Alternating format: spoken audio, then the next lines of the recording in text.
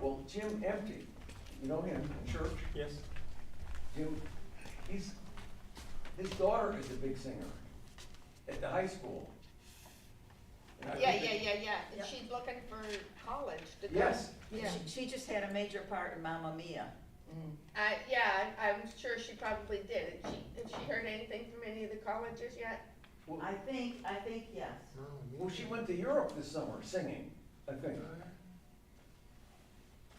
That's a nice trip.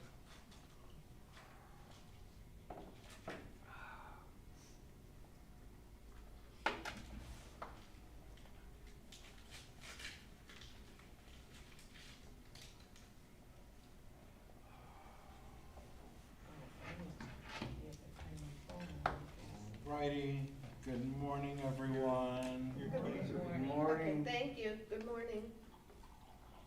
One shot, right? I'm gonna find my next little bit. She knows how to take care of me, she's my hero. Okay. So, today we're gonna look at, Hebrews 3 and 4, alright?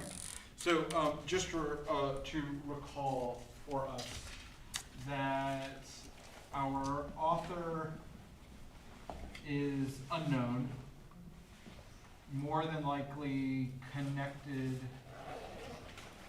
to Paul. Our audience is unknown, but steeped in Hebrew scripture.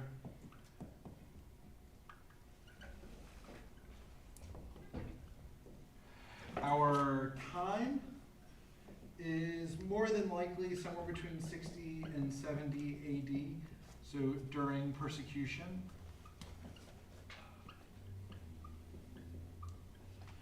And the form is that of a sermon, right? So not a letter. I think of it as an envelope. You A look what? at the envelope, you can see who it's from or by, who Mhm. it's to, what the postmark is, and what's inside a letter. Yep, yeah, so all the traditional letters in sort of this era have a very set formulaic process. Kind of like, I remember when I was in like elementary school or business, or middle school, we had to like learn how to distinguish between a personal letter and a business letter. And that the business letter, right, you have the heading that's a very certain way, the greeting, right, all that stuff. And that letters of this era would do the same thing. But this has none of that, which suggests that this is in fact not a letter. That it is more than likely some sort of sermon that someone is delivering. Within this, we've talked a little bit about the contents or the movement of it. That 1 and 2 compare Jesus to the angels. Yep. Right? 3 and 4, we're going to get Moses. 5 and 6, we're going to get the priesthood. And then 7 and 8, we're going to see it as sacrifice. And then 9 through 13, we get sort of the climax of the letter. That ultimately, whoever is preaching this sermon is preaching to a group of folks that are enduring persecution of some form. That probably means that there are varying degrees of commitment of what's going on. I think about, right, that we live in a luxury. I'm actually gonna tell on my aunt right now. I love my aunt very much. Every year on the 4th of July, we would go through this exercise of what are you thankful for our country? And her response was that it allows me to worship God in the way that I want without fear of persecution, which I think is a very fair thing. But even as a kid, I always had this sort of begging question of, well, does that imply that if you couldn't do that, you wouldn't be Christian? Right? That was the implicit question that came up in me, that if we're grateful that we don't have to be persecuted because of where we live, does that imply that I wouldn't be Christian if I didn't live here? And which is, I think it's a fair question, that I've had the opportunity to go to places in the world that being Christian is not a good thing. Specifically Turkey is one place that I went where I had to answer the question directly, are you Christian? And I understood in answering that question that there could be a consequence in the affirmative statement. And there was, it wasn't scandalous, but I was in Antalya, Turkey, looking for a church that I was trying to get to. The folks asked me if I was Christian, and every person then ultimately pointed me in the wrong direction. And they were like, it's this way. When in reality, I knew it was on this direction, but that was right. So it was a really interesting sort of experience. And the stakes were relatively low in that, but I've got friends that were missionaries in Iraq, where all of a sudden that takes on a real meaning in how they live life, right? So we have this luxury where we don't consider it, but at some level, persecution forces people to decide how interested they are in really committing to this. We can imagine, right, y'all have heard the term cultural Christians. Y'all heard that, right? The phrase cultural Christians, right? No. So a cultural Christian is someone that shows up, does Christmas and Easter, whatever, but outside of that doesn't really give a rip about the whole thing, right? A lot of America is cultural Christianity, not because it matters, but because it's just sort of what you do, right? Persecution weeds that out really quick because people aren't going to claim an identity that has negative consequences when pushed on it. And so Paul's beginning to sort of work on this. And that today we're going to look at the story of him and Moses. And reflecting on that this is a sermon, I think the first thing that I want to do is I just want to read these 2 chapters out loud. Okay? So I'm just going to read these 2 chapters out loud, and we can hear a little bit of where he's going. Therefore, brothers and sisters, holy partners in a heavenly calling, consider that Jesus the apostle and high priest of our confession was faithful to the one who appointed him, just as Moses also was faithful in all God's house. Yet Jesus is worthy of more glory than Moses, just as the builder of a house has more honor than the house itself. For every house is built by someone, but the builder of all things is God. Now, Moses was faithful in all God's house as a servant, to testify to the things that would be spoken later. Christ, however, was faithful over God's house as a son, and we are his house if we hold firm the confidence and the pride that belong to hope. Therefore, as the Holy Spirit says, today if you hear his voice, do not harden your hearts as in the rebellion, as on the day of testing in the wilderness, where your ancestors put me to the test, though they had seen my works for 40 years. Therefore I was angry with that generation, and I said, they always go astray in their hearts, and they have not known my ways. As in my anger I swore, they will not enter my rest. Take care, brothers and sisters, that none of you may have an evil, unbelieving heart that turns away from the living God, but exhort one another every day, as long as it is called today, so that none of you may be hardened by the deceitfulness of sin. For we have become partners of Christ, if only we hold our first confidence firm to the end. As it is said, today if you hear his voice, do not harden your hearts as in the rebellion. Now, who were they who heard and yet were rebellious? Was it not all those who left Egypt under the leadership of Moses? But with whom was he angry 40 years? Was it not those who sinned, whose bodies fell in the wilderness? And to whom did he swear that they would not enter his rest, if not those who were disobedient? So we see that they were unable to enter because of unbelief. Therefore, while the promise of entering his rest is still open, let us take care that none of you should seem to have failed to reach it. For indeed the good news came to us just as to them, but the message they heard did not benefit them, because they were not united by faith with those who listened.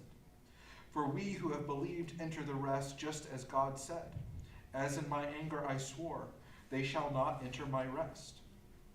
Though his works were finished at the foundation of the world. For in one place it speaks about the seventh day as follows, and God rested on the seventh day from all his works. And again in this place it says, they shall not enter my rest. Since therefore it remains open for some to enter it, and those who formerly received the good news fail to enter because of disobedience. Again he sets a certain day, today, saying through David much later in the words already quoted, today if you hear his voice, do not harden your hearts. For if Joshua had given them rest, God would not speak later about another day. So then a Sabbath rest still remains for the people of God. For those who enter God's rest also cease from their labors as God did from his. Let us therefore make every effort to enter that rest, so that no one may fall through such disobedience as theirs. Indeed, the word of God is living and active, sharper than any two-edged sword, piercing it until it divides soul from spirit, joints from marrow. It is able to judge the thoughts and intentions of the heart, and before him no creature is hidden, but all are naked and laid bare before to the eyes of the one to whom we must render an account. Since then, we have a great high priest who has passed through the heavens, Jesus, the Son of God. Let us hold fast to our confession. For we do not have a high priest who is unable to sympathize with our weaknesses, but we have one who in every respect has been tested, as we are yet without sin. Let us therefore approach the throne of grace with boldness, so that we may receive mercy and find grace to help in time of need. He's a pretty good writer, whoever this guy was, right? That's a pretty compelling thing that he's doing there. What stood out to y'all as I read that out loud? What made you go, ooh, that's interesting?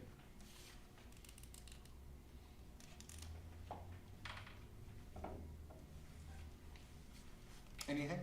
Anything interesting in that?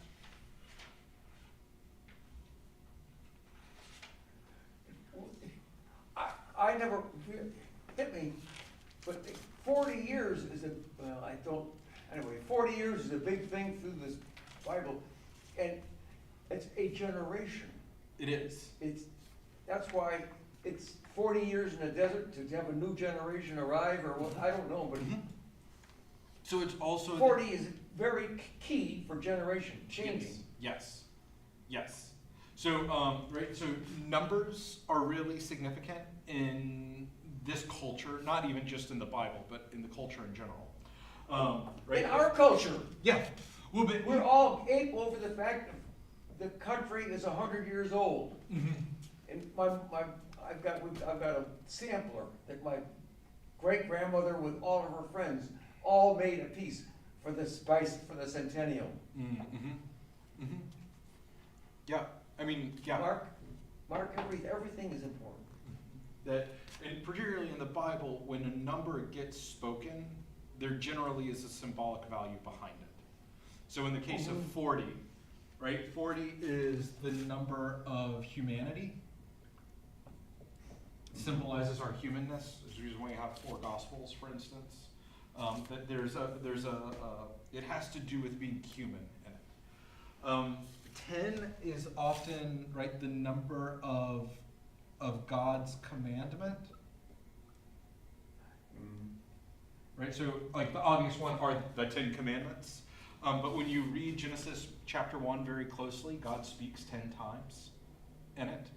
Right, there are 10 times that God speaks out loud.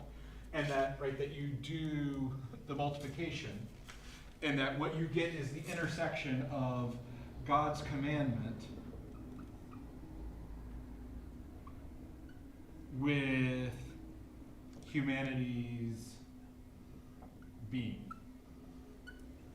And so when we talk about 40 years, that part of that is saying, you named it exactly, it's a generational turnover, but it's the intent of this is how much time it takes for humans to get God's commandment. Right? That it takes a generational development. Not to say even in other cultures, so in Islam, for instance, the age that the Prophet Muhammad was when he began receiving the visions of the Quran was 40. It is the age of maturity. It is the age of development and sort of fullness and things like that. Just some other numbers, right? That 3 is a divine number. 6 is the number of incompletion. 7 is a divine number. And you can sort of move out from there, right? So here, in the same way that when we look at the number 12, that's 4 times 3, right? The intersection of humanity and the divine with the 12 tribes of Israel, the 12 apostles, things like that, right? That numbers are pretty big. 5 is a number that has to do with law. So like this is the symbolic value when we start talking about the two fish and the 5 loaves, right? With the multiplication of the loaves, that 5 and 2 become symbolic numbers. So Scott, is the numbering scheme, if you will, both Old Testament and New Testament? Yes, because right, remember that when Jesus, well, even when the New Testament is being written, all of these guys are living in an Old Testament world. That's true. And so there's not, I think Pilar and I were reflecting on this yesterday, that that there's a temptation to sort of eliminate the Old Testament, right? Basically say the God of Jesus doesn't sound like the God of the Old Testament sort of thing, and so we're just going to get rid of the Old Testament. I understand where that comes from. One, that was declared a heresy very early on. It's called Marcionism, when you say that those two don't have anything to do with each other. But moreover, the Old Testament is the imagination of Jesus, which is why, like when we did our Leviticus series, like that is, I think it's why the story got written, or why the story unfolded the way it did with Jesus and how it related to the Day of Atonement in Leviticus, right? That they are using this cultural saturation of what the Day of Atonement is supposed to look like, and that somebody who lived, breathed, did that, and then looked up on a cross and saw Jesus would be like, oh my God, right? This is it. This is the fulfillment of it all. I can't really think of anything in our culture today where we have just like, we don't have like a narrative myth of something that looks forward to the future culturally or in a secular way today. But it would be sort of like the fulfillment, I don't know, it would be akin to a president that basically confirmed every fear of the framers of the Constitution, right? Like you have a president that wants to turn the presidency into an eternal monarchy, right? The guys that wrote the Constitution would be waving their hands saying, big red flag here, not good, not good, not good. And like thinking about like the Federalist Papers, where they're sort of warning against all of this, right? That we could then, if we knew the Federalist Papers really well, we could then like look onto a particular presidency and say, hey, the guy that they were warning us about is the one right now is doing all of these things that they said not to do, right? We should be concerned about this, right? I think that would be the closest thing we might have culturally to that. But even then, we don't seek fulfillment of a story in the way that we have today. And yeah. So does that? So does the numbering, when you're referencing those numbers, right? Mm-hmm. And how does it manifest itself in the text, if you will, in the messages? Is that a divine intervention, or is that a cultural? I think it's both, right? So think about the story of the fish and the loaves, right? Jesus is there with everybody, and he asks, let me find the story so that we can just read it, because that will make life a lot easier. It is in Matthew. Let's see, where are you in here? 4,000. Okay. So now when Jesus heard this, he withdrew from there in a boat, a deserted place. When the crowds heard it, they followed him on foot to the towns. When he was ashore, he saw a great crowd and had compassion for them and cured the sick. When it was evening, the disciples came to him. This is a deserted place, and the hour is now late. Send the crowds away so that they can go into the villages and buy food for themselves. Excuse me. Jesus said to them, they don't need to go away. You give them something to eat. And they replied, we have nothing here but 5 loaves and 2 fish. Then he said, bring them here to me. Then he ordered the crowds to sit down on the grass. Taking the 5 loaves and 2 fish, he looked up to heaven, blessed and broke the loaves, and gave them to the disciples, and the disciples gave them to the crowds. And all ate and were filled. And they took up what was left over of the broken pieces, 12 baskets full. Right? So the 2 representing the law and the prophets. The 5 representing the 5 books of Moses, the Torah. The 12 representing the 12 tribes of Israel. Right? So that this is one of those things where I think,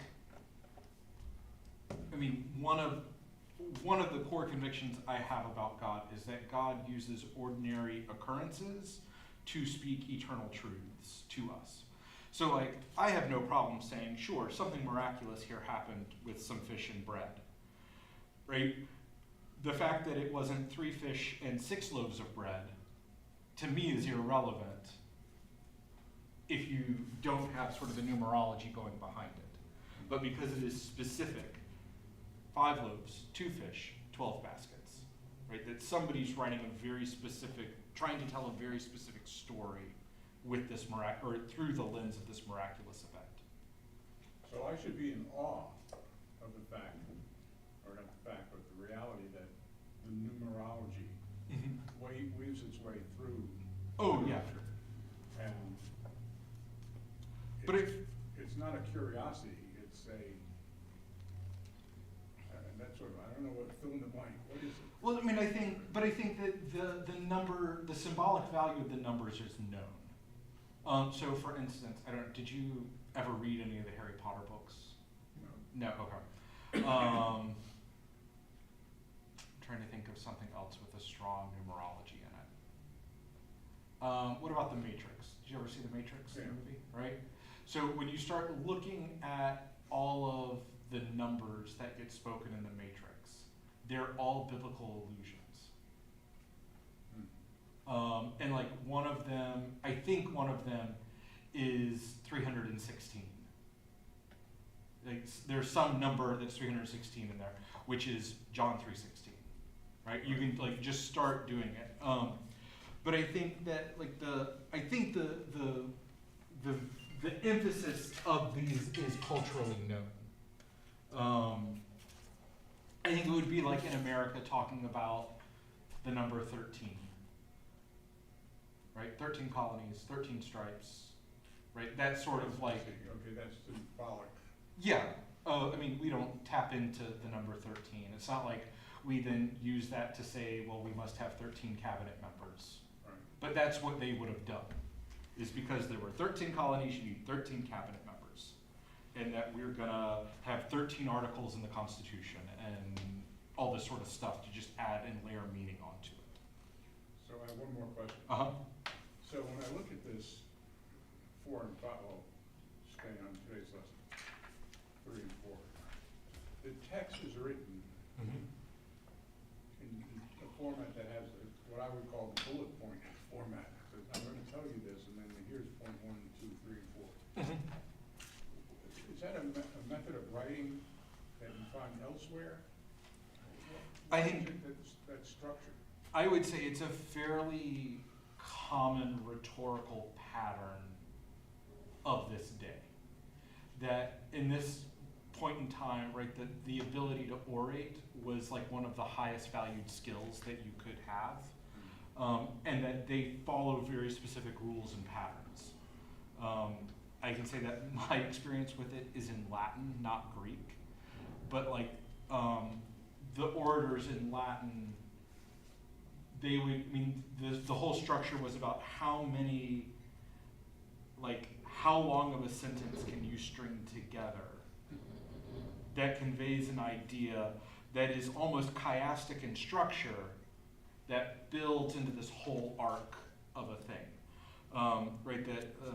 Specifically the letter, the one that I know are the letters of Pliny the Younger, that these letters have such a set pattern that they use in Latin that, I mean, it was an art form. And so, yes, I think this is a fairly standard. And you would say it's an art form of the time as opposed to a method of crafting? So I think Augustine on Christian teaching, he talks about a sermon and what a sermon should be, and that it should be instructive. It should be, I think he uses the phrase like corrective, right? It should be used to sort of thwart things. But he also says that it should be to, quote, entertain and delight. And that if you're not entertaining and delighting with your homilies, then you're not doing a very good job at it. And that's like an important, that is to him as much of value as the content that's being taught. I just found the structure of it just very interesting and informative. Mm-hmm. But it was written in, what, he said 60 AD, 30 Yeah. AD, something like that. So it's not built upon a lot of previous literature. Oh, there was a lot going on before that. I mean, you think the Odyssey was written 800 years before this. Aeneid, or Virgil, I think is alive at this time. Right? There's a lot of writing being done that we still have some of today. Yes, Daniel. What is chiastic mean? Chiastic is, we talked about the X structure, so A, B, C, B, A. Right, so anytime in stories there are often patterns where you go to a place, the people are there, right? And then X, Y, Z happens, the people do this, they go to another place. And that the form of the story mirrors itself. And that what it points to is that this then is a place of transformation.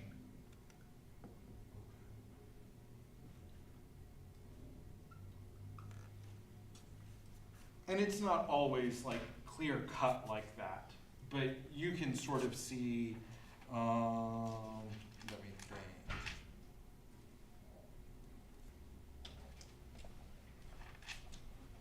Good morning, Nancy. Good morning.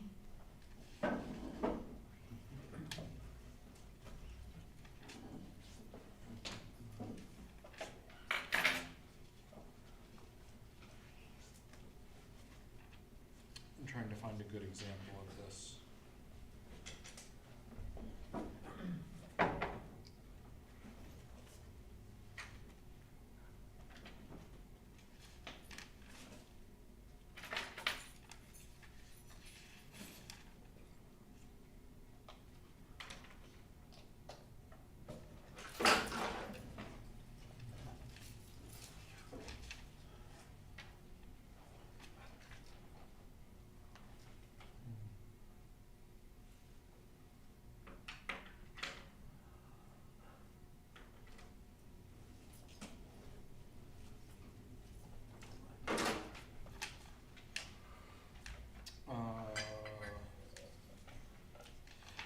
The one that I can think of immediately is an Acts, and it's, let me see.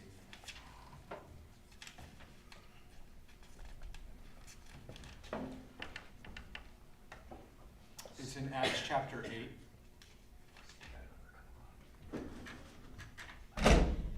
So if you look at Acts chapter 8, starting at verse 26, this is the story of Philip and the Ethiopian eunuch.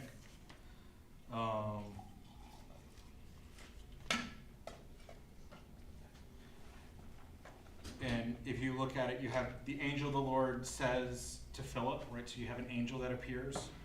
Get up and go towards the south to the road that goes down to Jerusalem to Gaza. This is a wilderness road. And then if you skip to the end of it, so verse 39, when they came up out of the water, the Spirit of the Lord snatched Philip away. The eunuch saw him no more and went on his way rejoicing, but Philip found himself at Azotus.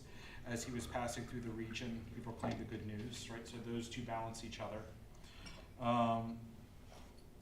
let's see, you meet the Ethiopian eunuch that was coming to Jerusalem, and he was seated in his chariot. Then at the end, let's see, then in verse 38, he commanded the chariot to stop. Both of them, Philip and the eunuch, went down to the lake, and Philip baptized him, right, as the other parallel side of it. And then at the middle of it is the interpretation of the book of Isaiah, right? So you can see that there's a balancing to it, that when you realize that is happening, you focus in on the middle because it says that there's something significant happening here, right? So, well, even let's think about what we did in Leviticus, right? So recall Leviticus, the structure of it was a story or a teaching on sacrifices that then had the story of the narrative of ritual failure. You have cleanliness, and then the story of atonement, or the Day of Atonement. You have moral law, the story of the immigrant, and then you have the story of Sabbath. And that what part of how I presented it the way I did was saying, okay, this concept of Sabbath and the concept of sacrifice are related. And that by participating in sacrifice, you arrive or achieve at the Sabbath. Both the story of Nadav and Abihu and the immigrant are stories of blaspheming God. Right? Here the sons of Aaron did it by illicit fire. Here the immigrant did something to it, and both of them were killed in the process. You then have the cleanliness, the purity laws and moral law, which balance one another, that then culminates in the atonement, which says, to me, this is the most significant part of the story because of how it is balanced all the way through. And that structure itself is chiastic. Does that make sense? Yes. Oh. Yes, sir. All right, on numbers, Mm-hmm. 3, 4, and 5, Yes. a right triangle. Yes. Oh, yeah. I mean, I think they would have been very aware of that sort of balance. 3 squared, I'm sorry, 3 squared plus 4 squared, no, 3, Yep. 4, 5. 3 squared, 4 squared equals 5 squared. Yep. Mm-hmm. But then there's the unknown number, pi. Yeah. I mean, there are all sorts of, like, the numerology of the Greeks is crazy. You've got pi, you've got phi. Have you heard of this one before? The golden ratio. Right? So it's why that in the Parthenon, Pantheon, whatever, right? The ratio of what gives it the most optical balance is when it is 1 to 1.618. And that this number, 1.618, is considered the golden ratio. It is in a triangle, it is the ratio between this part and this part. And it's the same ratio between this part and that part. 1 to 1.618 is like this golden number. It's the same, if you look at like a snail shell and the spiral, each layer of the spiral is exactly 1 to 1.618 off, like naturally occurring. It's incredible. Just notice the letter pi. So that your 1.618 can go on and on forever. Uh-huh. Mm-hmm.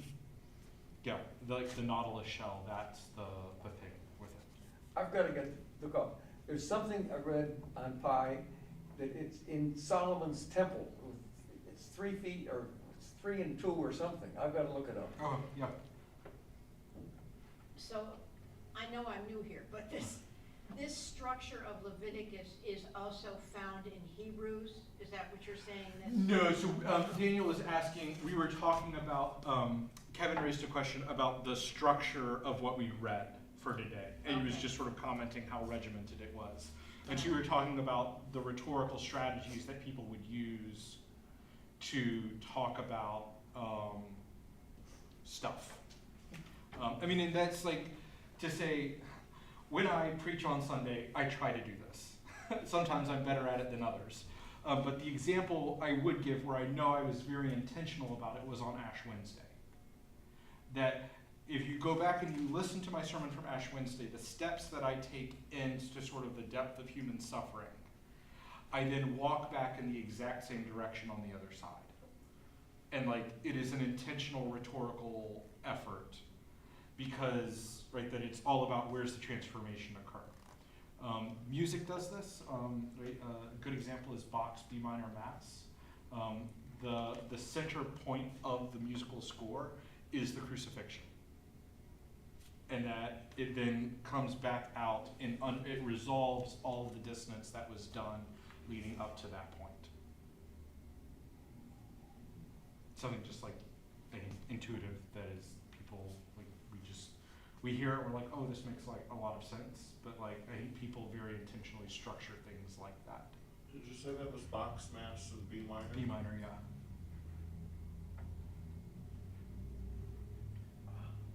The thing I kept hearing when you were doing the reading is the day of rest. Ah, yes, Sabbath, Sabbath, Sabbath. All right, say a little bit more about that. Me? Yes, ma'am.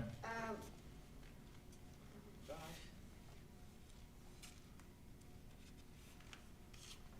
I mean, doesn't he kind of refer back to it? It was just back to creation and God created it and rested. Mm-hmm.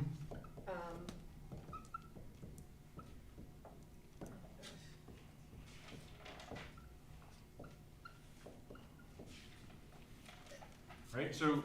In the desert, they were to follow that same, Mhm. you know, they could only collect extra manna on day 6 so that they had enough for day 7. Yep.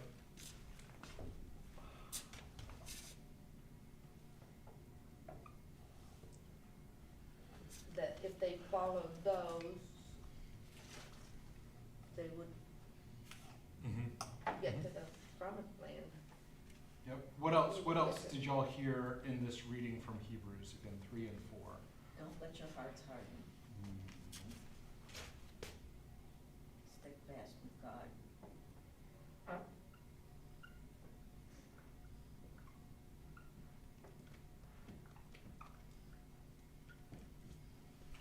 Hardening of the heart. What else?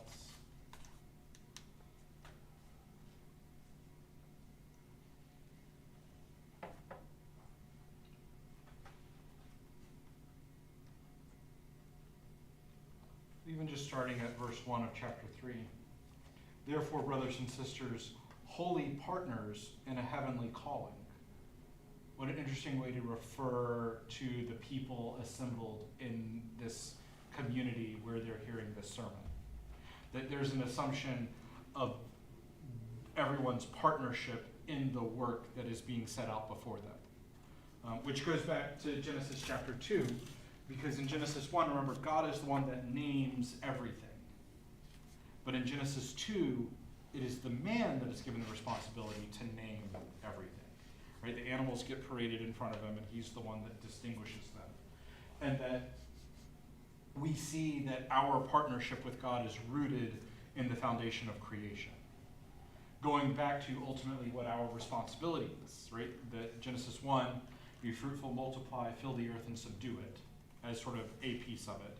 And then in Genesis 2, to till and to keep the garden, right? In other words, to function as priests in this garden paradise where God dwells. That becomes our identity and what we are called into partnership for. And I'll lift up Barb this morning, who is going to get our chow delivery instead of making coffee. both wonderful services to the people of God. And, right, choosing to go get the chow, right, was significantly more important than preparing coffee.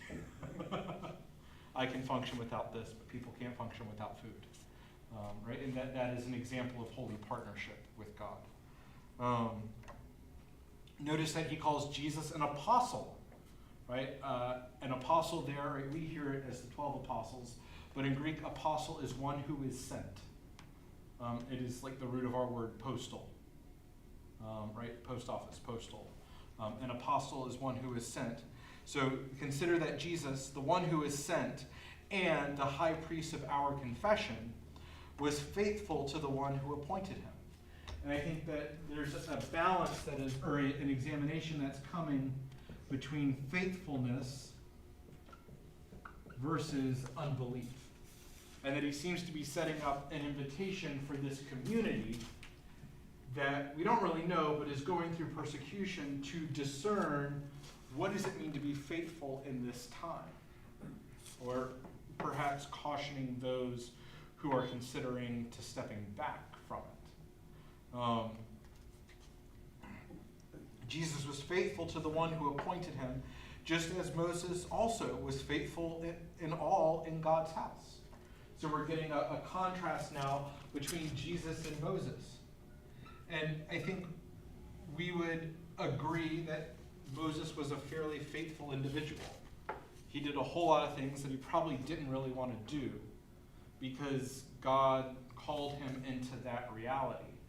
And that ultimately what the author of Hebrews is doing here is saying that if Moses did this, and we can all recognize that Moses did a pretty darn good job of this, look now at the one who is higher than Moses, right? And the faithfulness that this individual then showed.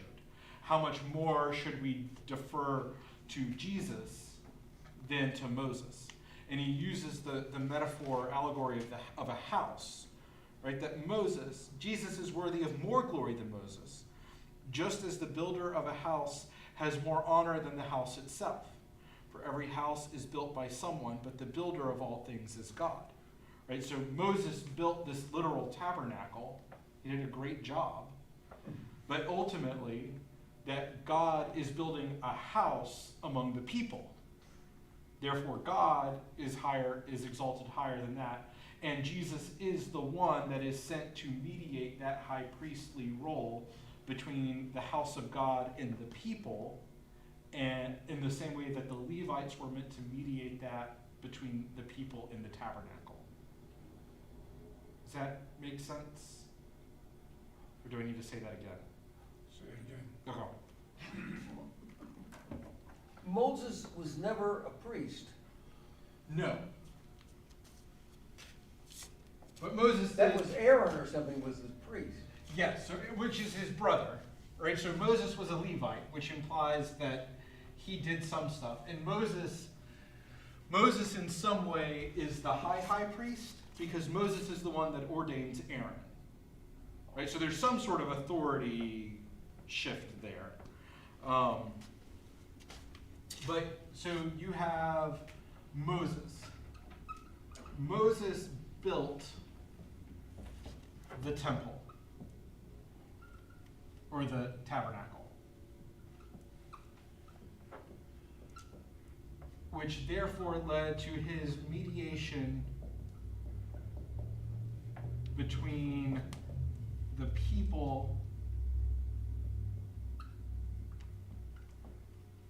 and God in this location. Right? Does that make sense? Right? Moses does this. The tabernacle here is a tent, a physicality. Jesus builds a temple that equals, right, what we would call the body of Christ, i.e. the church, that is no longer bound by physicality. Right? Like, I mean, We learned this in COVID. This building goes away, we're still here. Right? We still are gonna do the things we do, even if we can't go in there, right? We did it for too long. And that what this is sort of suggesting is that if the tabernacle went away, then the people of God would have gone away as well, right? Moses would not have been effective had there not been this physical thing in order to like focus and identify people. Jesus, however, builds a temple that is of the people, that then mediates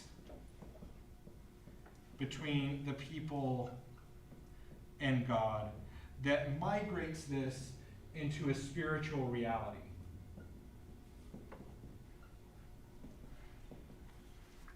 There is a bond that exists between us that has nothing to do with that building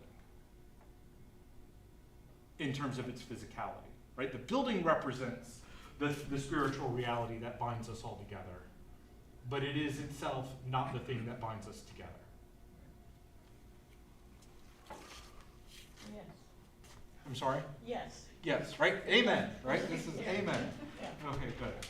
I strongly believe that Mhm. this is a building. Yep, it absolutely is. Yeah. Right, and right, in the same way that the tabernacle is sacred role play, right? Because remember, the Levites, or the high priest stands in the place of Adam and Eve in the garden, right? That they're the ones that have moved into the center of the Holy of Holies. Like, they are role playing. I don't know, have y'all heard of what a cosplay, like a Comic-Con, where people dress up as characters or whatever? Right? That's essentially what they're doing. It's what I do every Sunday. Right? I put on, right, all sorts of stuff that I walk into this role where I mediate something between us and God. Right? And I say this, right, like, when I was in seminary, I got called for jury duty. Okay. Which I was not thrilled about, but you know, I had to go. And the case was somebody essentially was speeding and were getting reckless driving. It was their third strike, they were gonna lose their license, et cetera, et cetera.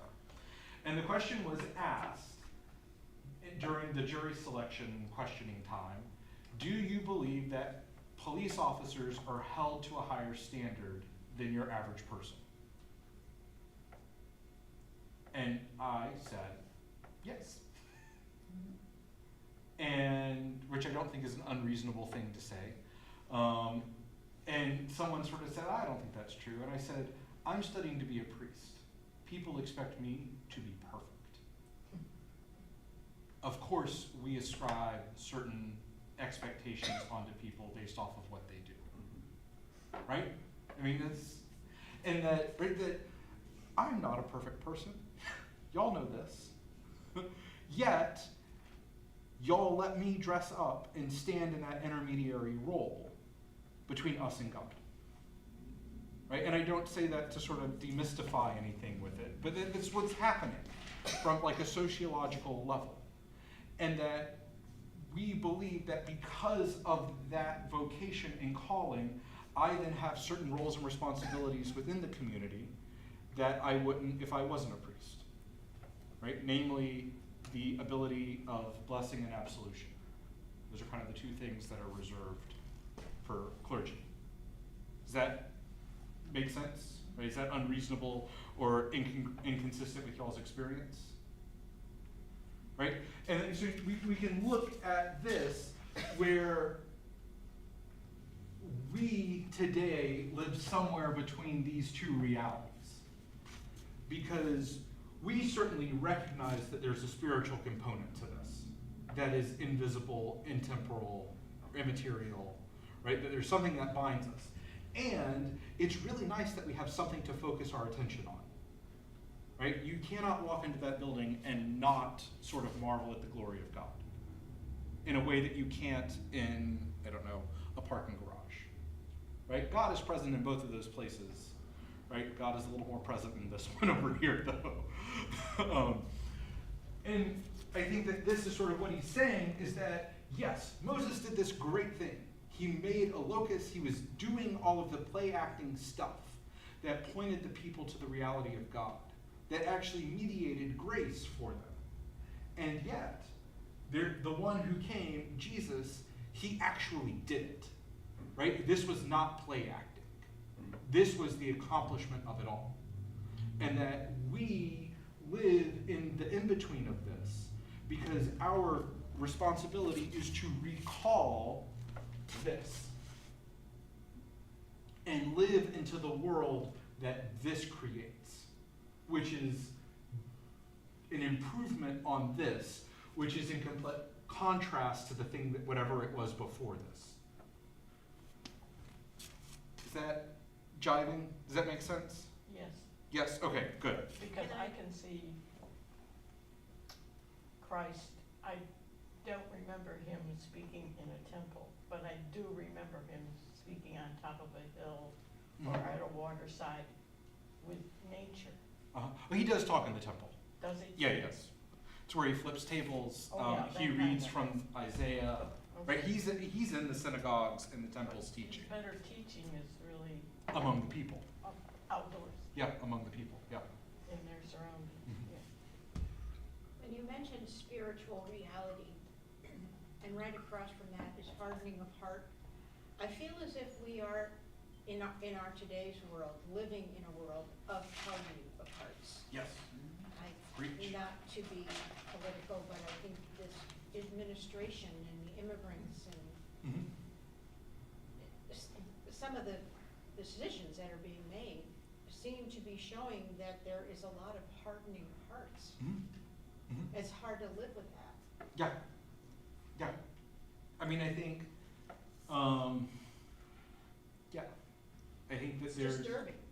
It is, right? And I think that there's so I want to call us back to Leviticus once again, right? That the prescription that Leviticus gives in order to sort of say, if you want to preserve all the goodness that you've got, like, you've got to keep all these rules, and when you don't do them well, you have to confess it. Right? Like, that is the fundamental thing that will keep it going for you. When you mess up, you acknowledge that you messed up.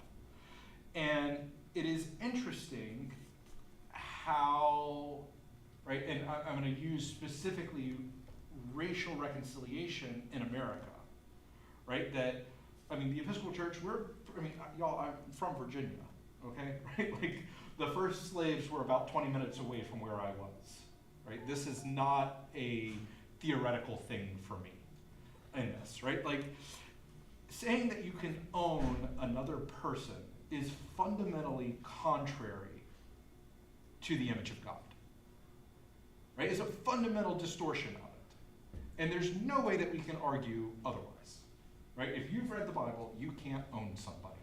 That doesn't mean that people didn't do it, even in the Bible, but it also says that it's just fundamentally not good. So we have that.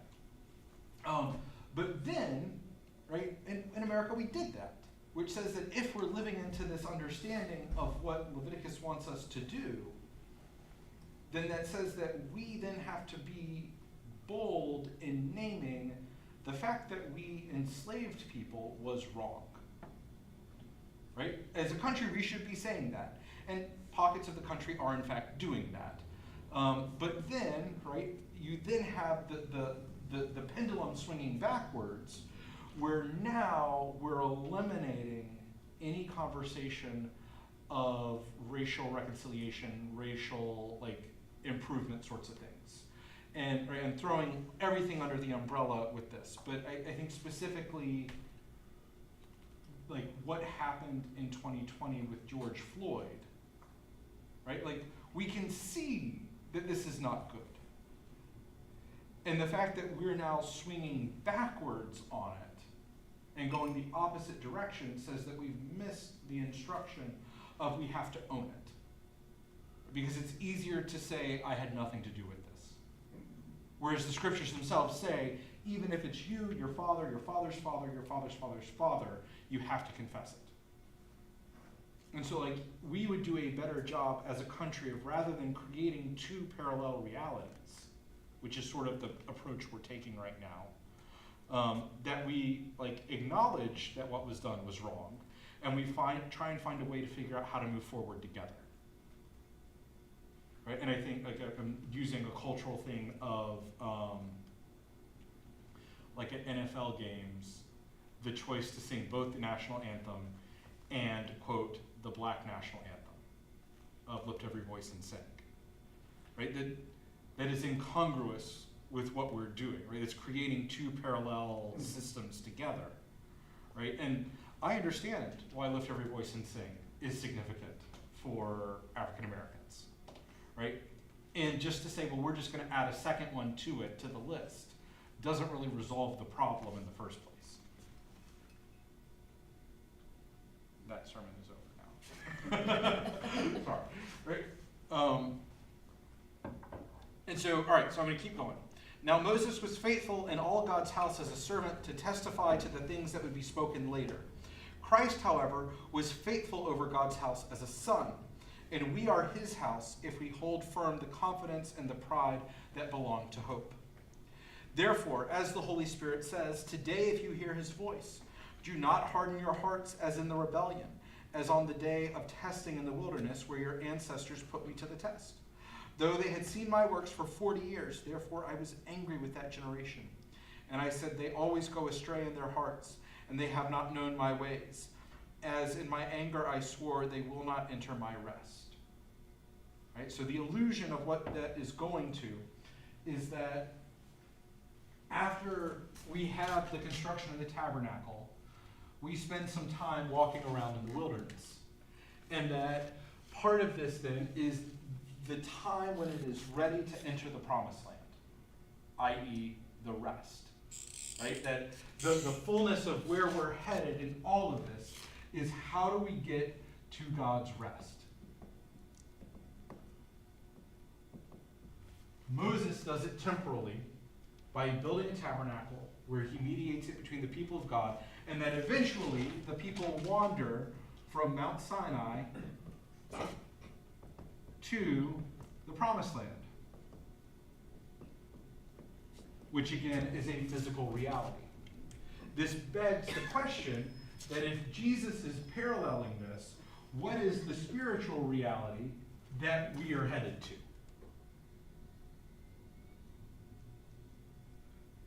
This is a phrase we talked about last week, if anyone recalls.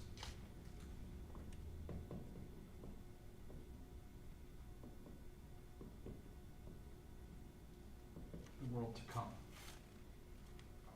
That when all things have been reconciled to God, what does that reality look like?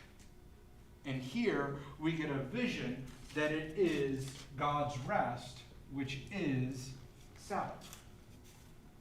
Going to what Barb pulled out. Right? That when we look at the understanding of God's rest in both Genesis 1 and Leviticus, what does that world look like? Because that's the world that we're meant to live in. A perfect world. A perfect world, right? But it's a world of joy, a world of abundance, a world of equal opportunity, right? And that going back to the rules that were written here, how do they define Sabbath? Right? They're festivals. They're days of celebration. That think about the Jubilee years, that you have every 7 years you forgive debts. Every 49 years you redistribute the land. Right? That there is a joyfulness in this where everyone now has what they need. And that the system, like I would say that the system itself, because it is temporal, creates a way for it to periodically get readjusted. But I think the spiritual reality of the world to come is that there is no need for readjustment. Going back to the use of manna, right? There's always enough manna as long as we take exactly what we need. But it's when people overindulge that somebody loses out.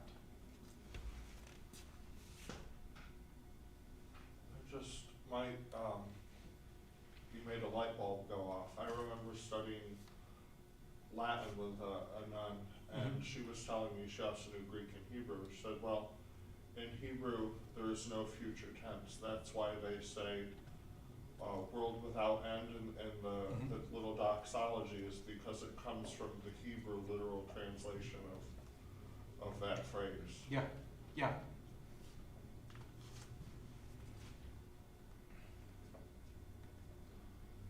And so the end seems to be, how do we enter into God's rest? And that the position that he's saying is that take care, brothers and sisters, that none of you may have an evil, unbelieving heart that turns away from the living God. Right? That there then is a contrast between unbelief and God's rest and Sabbath. And so that then begs the question, well then what is unbelief? What is belief or unbelief? And that, right, we again use this example of what happens in the wilderness to sort of explain. Exhort one another every day as long as it is called today, so that none of you may be hardened by the deceitfulness of sin. For we have become partners of Christ, if only we hold first our confidence firm to the end. As it is said, today if you hear his voice, do not harden your hearts as in the rebellion. So the rebellion was, does anybody know what the rebellion was before I give the answer away? What was the rebellion? Now, okay, now the world to come, Uh-huh. is that the one in the Lord's Prayer? Yes. Thy kingdom come, thy will be done. On the earth as it is in Is heaven. that- Yeah. Uh-huh. Right, so this is where our contemporary imagination of heaven is wrong. I have no other way to say it. Right? When we think about when we die, we go to heaven and everything is happy-go-lucky. Right? That sells all of this short. Because ultimately, it is about the reconstitution of this world in the way that it is meant to be. Right? It's not an evacuation where we just like get sucked up and go to some other place and like everything is magically okay. It is about that this world is redeemed in its fullness and that we participate in life here as well. And I don't know, the thing that attests to this more than anything is that when people get ready to die, they start seeing people. Usually when people start seeing people, it's anywhere between 2 and 3 days before they actually die. But there's an uncanny thing where relatives of the person about to die start appearing in the room to this person, and they'll have like full conversations. And some people will say, oh, this is just somebody's brain doing whatever. I don't think that's true. I think there is a spiritual realm that overlays with where we are. That as someone approaches death, the veil gets very thin between the two and things start to move back and forth between them. And that is a clearer, I would say more accurate understanding of what we're talking about in this. Where the resurrected world is all around us, we just can't see it. And like, how do we live in a world where people have all that they need? And that's within our ability to do. We just don't see the potential.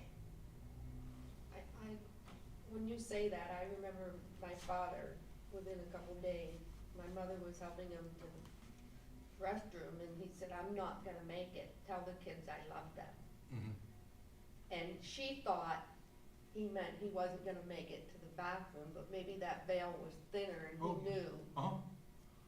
where he was going. Mm-hmm. I mean, to say Martin Luther King did the same thing, right? He knew the day before that he was going to get shot. He knew he was about to die. Wow. Right? Which is what, like, that's the day he gave I've been to the mountaintop sermon. Right? The day before he dies is the day that he preaches I've been to the mountaintop, I've seen the promised land. And it's because I think the veil was really thin.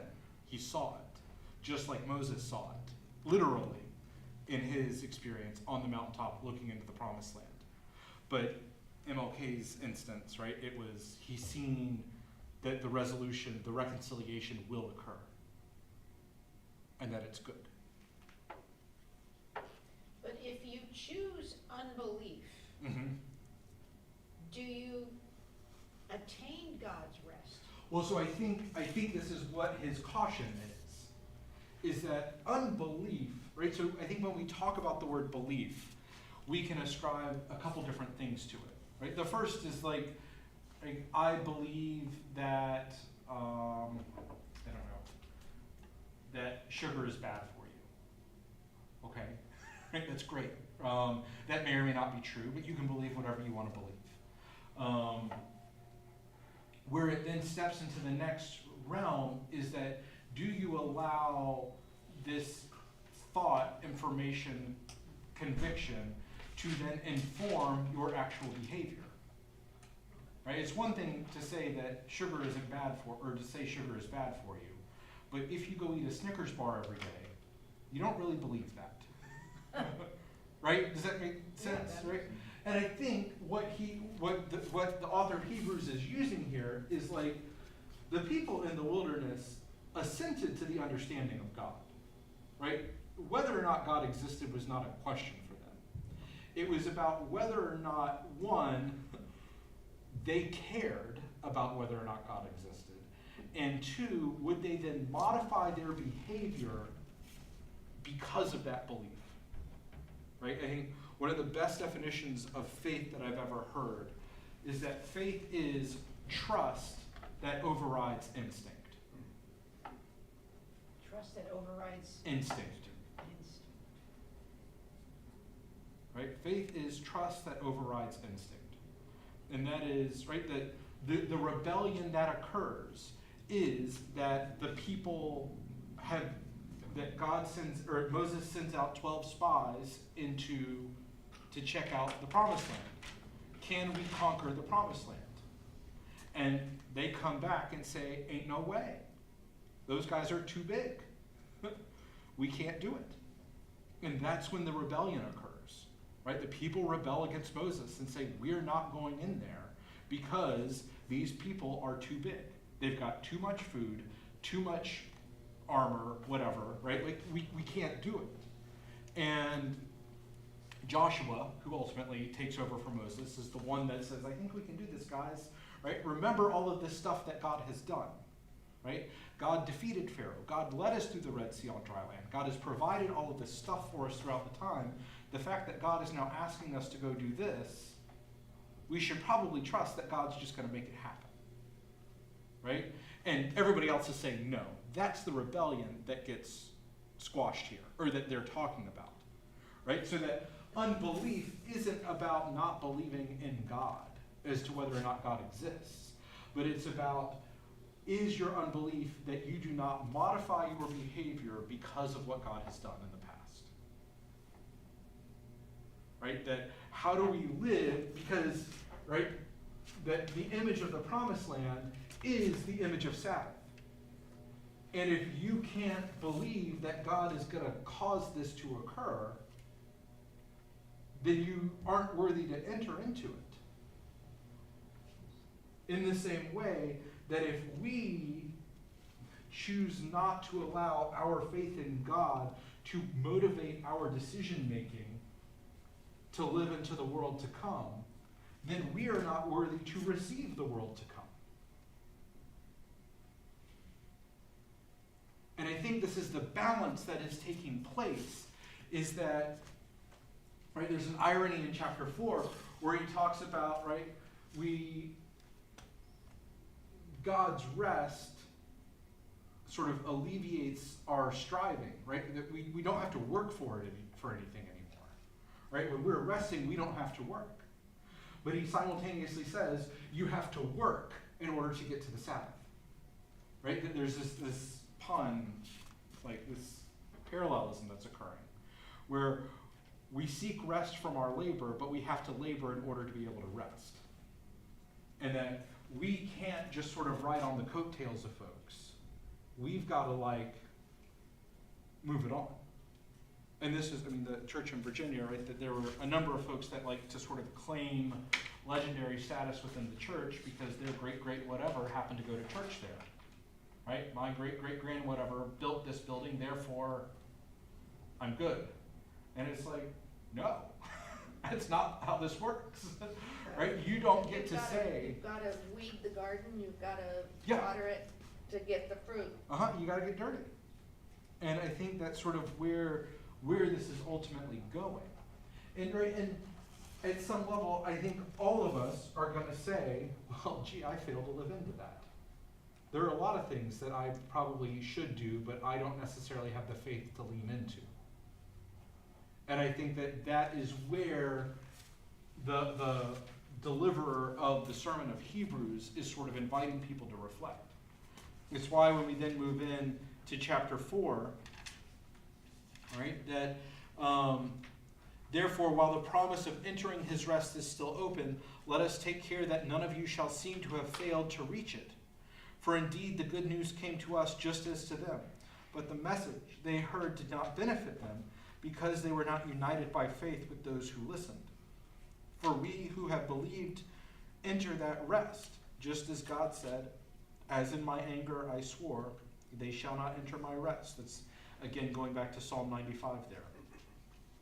Through his work, though his works were finished at the foundation of the world. Right? So he's saying that the image of God's rest is accomplished. It is done. By virtue of the fact that God created everything and then on the seventh day God rested. So now we simply have to figure out how to enter into this. How do we participate with God in that rest? Since therefore it remains open for some to enter it, and those who formerly received the good news failed to enter because of disobedience, again he sets a certain day, today, saying through David much later in the words already quoted, today if you hear his voice, do not harden your hearts. Right? So here's the pivotal moment. For if Joshua had given them rest, God would not speak later about another day. So in other words, had the entry into the promised land actually provided the rest that God had imagined for us, there would be no need for any of this. But because this did happen, what he would say is that ultimately this is a metaphor for what is to come. Right? That we can talk about how, I don't know, I think about like a retirement plan, right? My mom's retirement plan was she wanted a house on the water, and she got it, right? She saved up her pennies, she got this house, it's lovely, it's on the water, and, right, that I think she also knows that that image of rest in retirement is simply a snapshot of the rest that is to come here. Right? It's an allegory. It's a metaphor. It's something that represents more. So for if Joshua had given them rest, God would not speak later about another day. So then a Sabbath rest still remains for the people of God. For those who enter God's rest also cease from their labors as God did from his. Let us therefore make every effort to enter that rest, so that no one may fall through such disobedience as theirs. Indeed, the word of God is living and active, sharper than any two-edged sword, piercing until it divides soul from spirit, joints from marrow. It is able to judge the thoughts and intentions of the heart. And before him no creature is hidden, but all are naked and laid bare, Genesis 1, or Genesis 2 allusion there, to the eyes of the one whom we must render an account. Right? So he seems to be saying that, yes, we're all going to recognize that through our humanness, we fail to live into this completely. And that the desire to live into it completely is the value that God seems to put on it. Right? That I can recognize the limitations of my humanness. God is at work in me. And, right, that eventually, God willing, I will move here. It's kind of like the sort of kitschy thing that I'll say is that unless you're glowing, you still have work to do, right? Just like the Transfiguration, right? Unless you're glowing like Jesus, you're not there yet, right? We still have improvements to be made. That does not imply, though, that you have to be glowing in order to get into heaven. Good, yeah, right? Thanks be to God for that. Thanks be to God for that. But that's sort of where he's going with this. All right? Does that make sense? Any final thoughts or questions? I like that thought. You like that one? Good. Yeah, thanks be to God.